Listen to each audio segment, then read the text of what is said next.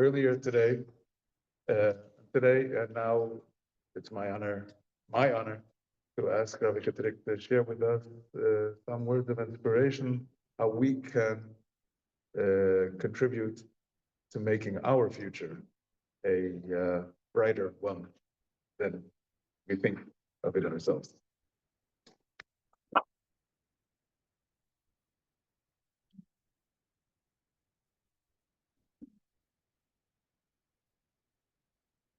Thank you, Rabbi Katzman. Thank you for inviting me here. Before anything, I want to mention that Rabbi Katzman's father was my grandfather's best friend for many, many years from Russia, America. Is that true?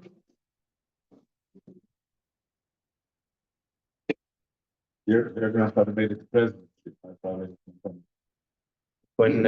When Rabbi Katzman's father passed away, my grandfather heartbroken for a very, very long time. So happy that he gave me the opportunity to come here to speak to this beautiful community, and I have a very special connection to this beautiful community. My wife's grandfather was a rabbi here in The Hague from 1945 to 1948, and my father-in-law, Rabbi Ovadia Shochat, was born here after the war. So definitely feel at home. So thank you very much. Yes, of Shochat was my.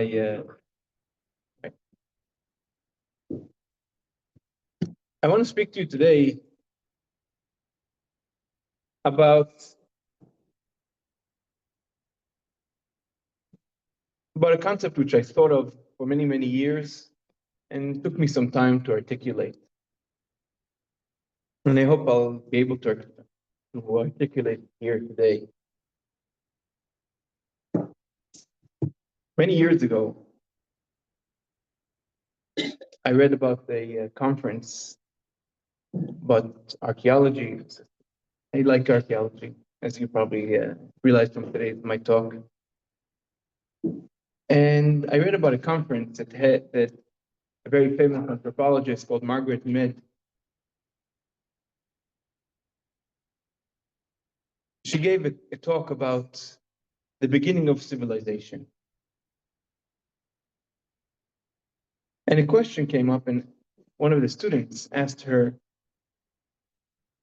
when you do an archaeological dig,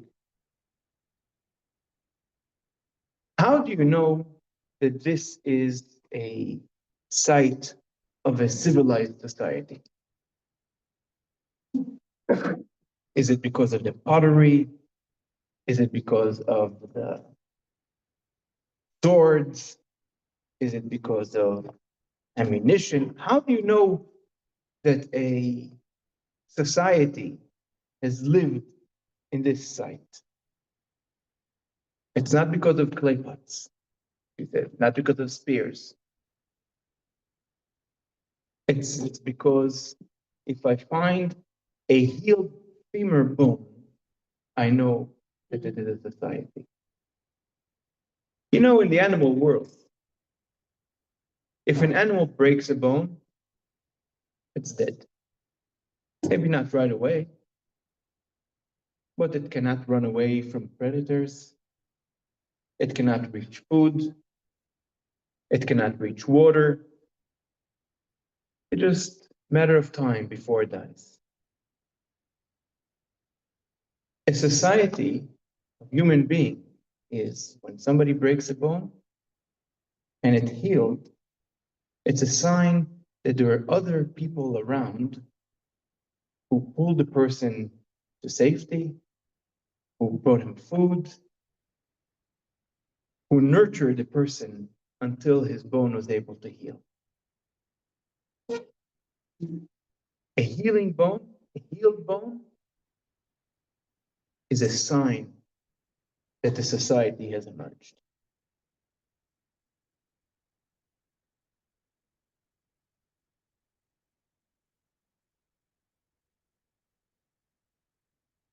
My grandfather, who lived not far from here in Antwerp,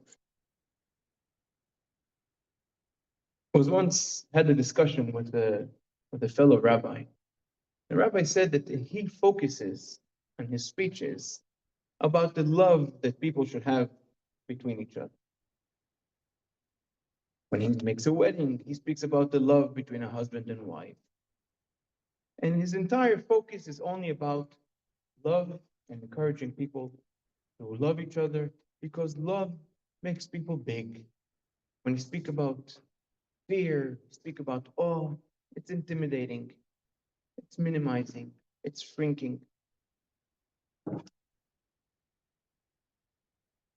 Quite interesting, my grandfather said, we're standing here, as Rabbi Katzman mentioned, just before Shavuot, that the Torah tells us that when God gave the 10 commandments on Mount Sinai, 2 of those commandments, the people of Israel, the Israelites, standing before the mountain, heard directly from God. The first commandment, Anochi Hashem Elokecha, I am God, I am the one who took you out of Egypt. And the second commandment is, Lo yeh lecha elokim acherim al panai. Do not create other gods. And my grandfather said, isn't it curious? If you already accept that I am the God who took you out of Egypt, what's the point of adding you shouldn't have other gods? If I took you out of Egypt, I brought you out in front of Mount Sinai, you saw all those miracles. Why do you need that negative commandment of don't have other gods? It's quite obvious. It's surplus. Why do you have to do it? Why do you have to say it?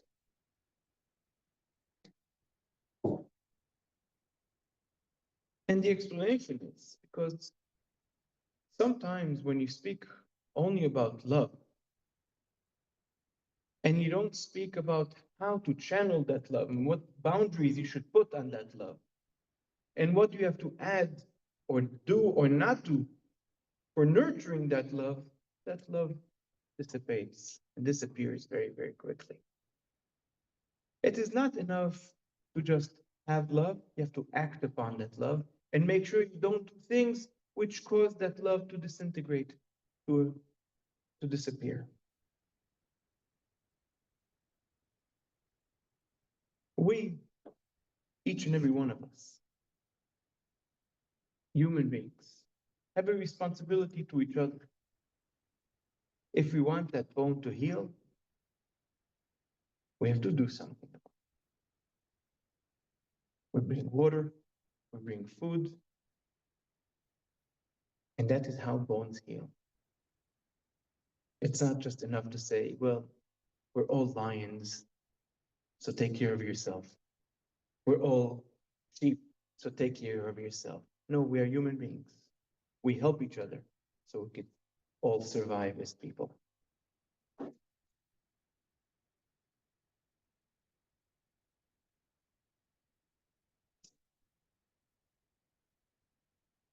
But how? But how do we survive? My mother, a few months ago, had a hip replacement in a hospital in Israel, which didn't go very well.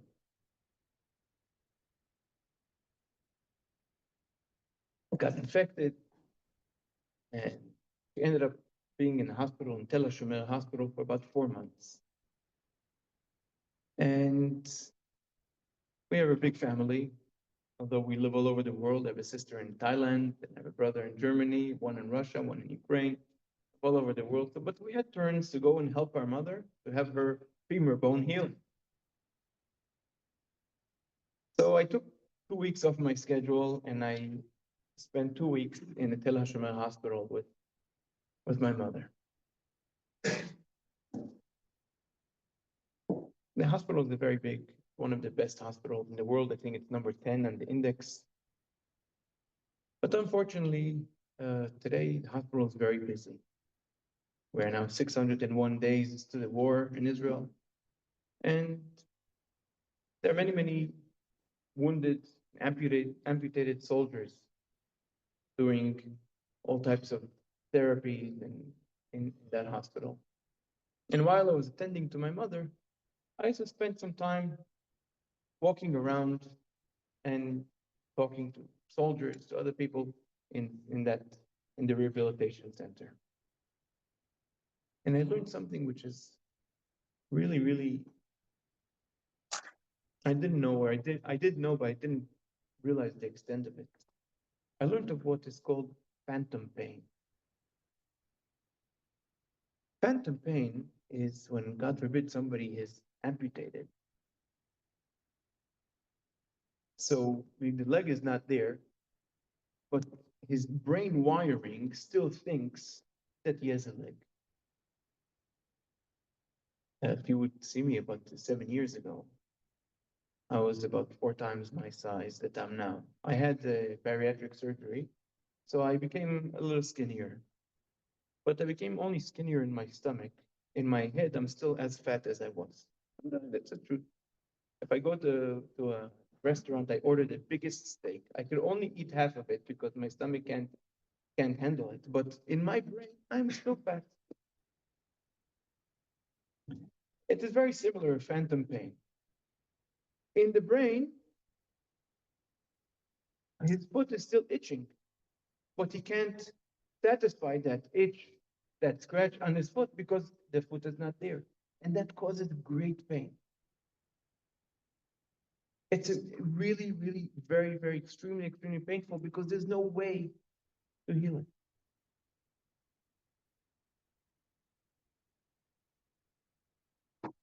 And, people go through therapy, and I was thinking to myself, there is a lesson here.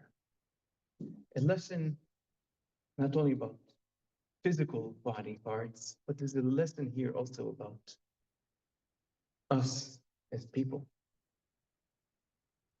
as Jewish people. There are times that people in our larger Jewish community, larger Jewish society, people who feel that they have been amputated from the Jewish collective. They are far, uninterested, uninvolved.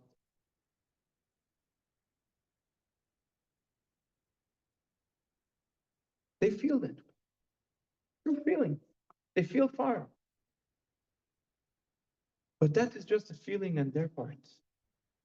For us, each and every one of us, there's no such a thing as someone who is cut apart from the Jewish destiny, from his Jewish people.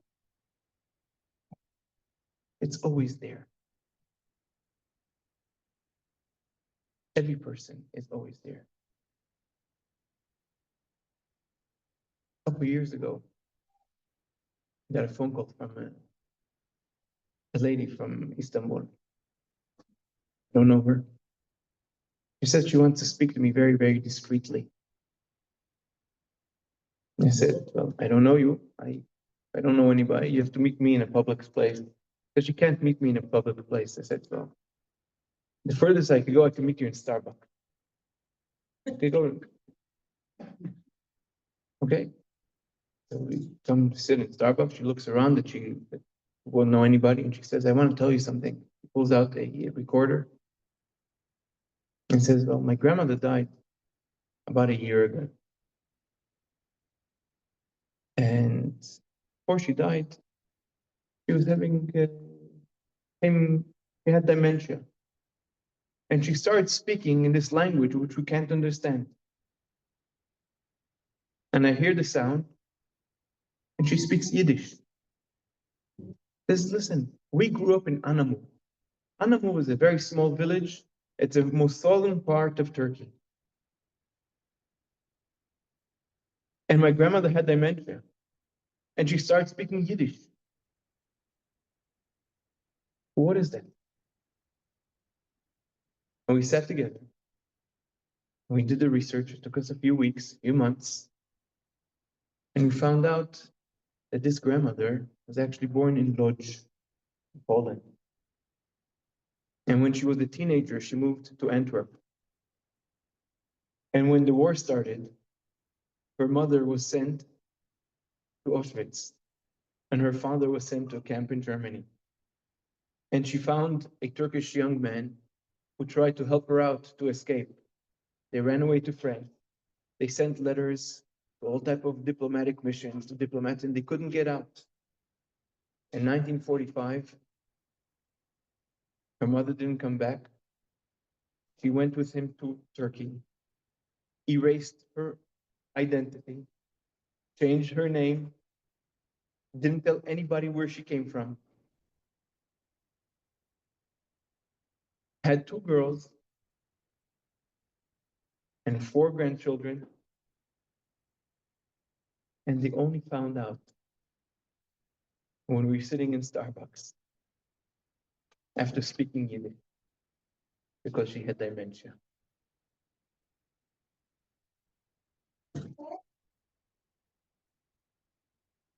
You may feel amputated, but you're not lost. But you're not lost.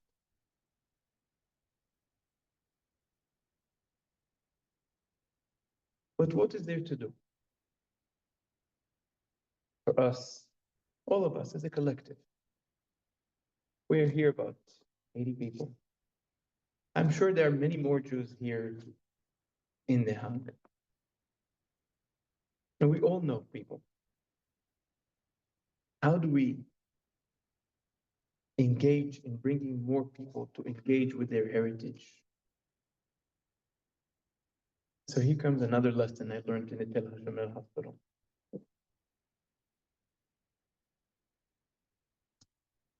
There was, and I said that I'm going to speak about this doctor that lived in Azerbaijan, a Jewish doctor. His name was Ilizarov. And Dr. Ilizarov invented something which is called the Ilizarov method.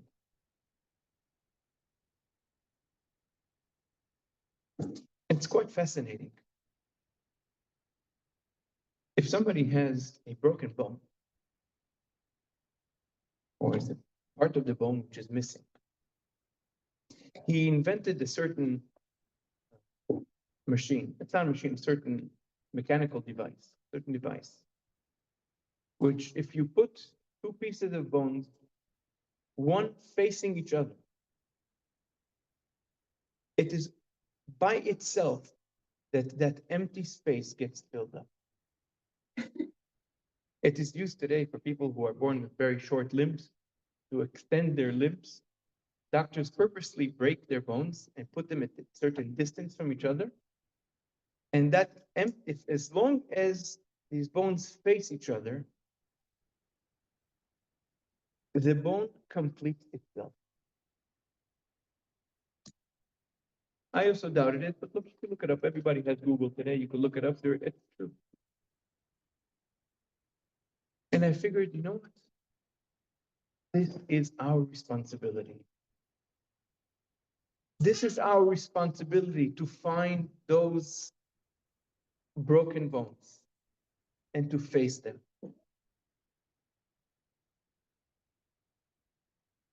The Mishnah says that Aaron HaKohen, the grandfather of Rabbi Katzman, Moses' brother, the brother of Moshe Rabbeinu, he was a man who pursued peace. Ohev shalom ve'odef shalom. He loved peace, he pursued peace. Ohev et habriot u'mekarvan laTorah. He loved people and he brought them close to the Torah, to their heritage. Now it is very, very curious. There are many people who love the Torah very much. And because they love the Torah very much, they want to introduce the Torah to everybody. But that was not Aaron's method. He loved people. He loved every person.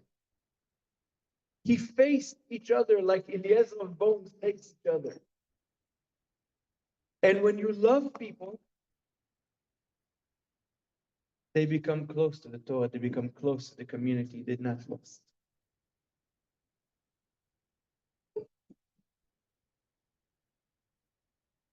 It is very important that Aaron did not bring the Torah close to the people. The Torah remained in its place.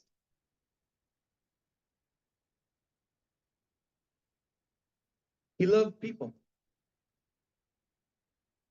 And that love of people filled the gap, brought the bones together, healed them together. What makes a Jewish community a community, what makes a Jewish community an everlasting community is the ability to bring people together to fix those bones. What makes us a people, a society, a human society, is the ability to help each other, to love each other. But love is not just words. Love with actions. Help each other. If somebody needs a job, if somebody needs attention, if somebody needs a little bit more care, a hug, face people, face each other. It's not just words. It's action. It's social action. It's religious action. It's human action to fill up that gap, to bring people together is the future of who we are. Every mitzvah that we do, every good deed that we do, is what will ensure our community, our society, our people as people. Thank you very much.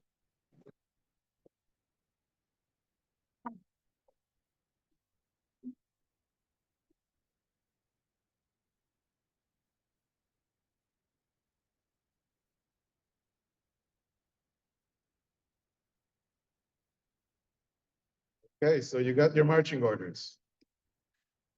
Yasher Koach, thank you so much, Rabbi Mendy. Yes, indeed. I do have those youthful memories.